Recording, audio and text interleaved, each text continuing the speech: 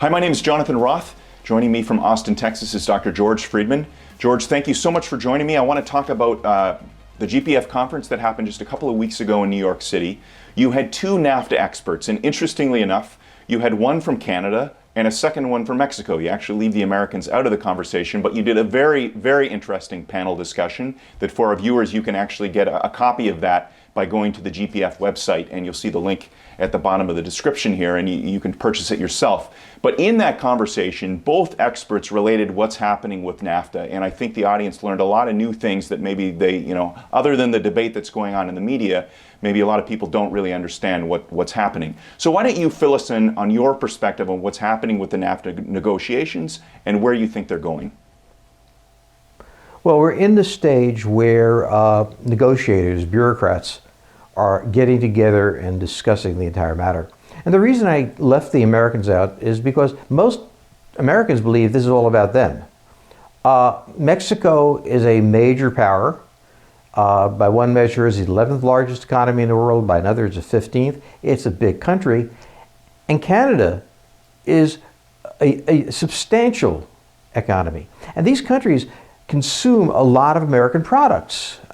So the idea that these countries are helpless against whatever the United States does really isn't true. They've got a lot of options. One example I would use is the states that export the most to Mexico are California and Texas. For them, the Mexican market is absolutely essential. Now, notice that California is the largest state in the Union, and that Texas is the second largest state. California is a Democratic state. Texas is a Republican state.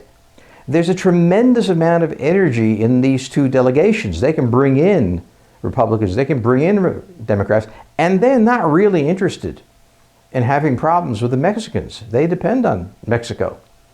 So for all the conversations that are being had by all these people, for all the discourse that is going on, in the end, this is going to be settled in the American Congress in the sense that if the United States is going to do anything, that has to go through there. And with the California and Texas delegation not particularly enamored with any major shifts in a NAFTA agreement, it's going to be hard to get through Congress. So we're going through this exercise of negotiating, but in the end it devolves to a Congress that, like many things recently, doesn't necessarily agree with the Trump administration. Interesting. Okay, so then ultimately it does seem like the Trump administration has been trying to do some things that, at least from the Canadian perspective, they viewed it as a lot of poison pills, and Mexico is feeling somewhat similar. But as you say, the U.S. Congress is the one that's ultimately going to have to agree to any kind of changes to NAFTA. So let's just say we go through this process, and at the end of the day, the Congress doesn't agree. Does NAFTA just continue along as it is, or does it actually, could it be ripped up? Well, it was interesting because I asked the Mexican delegate and I asked the Canadian, okay, what does Canada want to get from this? And the Mexicans wanted to have much freer transportation into the United States, the right of trucks to pass through, aircraft, and so on. The Canadians were really interested about dairy and other related farm issues. Now, when I pressed them on what they wanted, they like to pretend like there's nothing they're wanting to renegotiate. Turns out there is.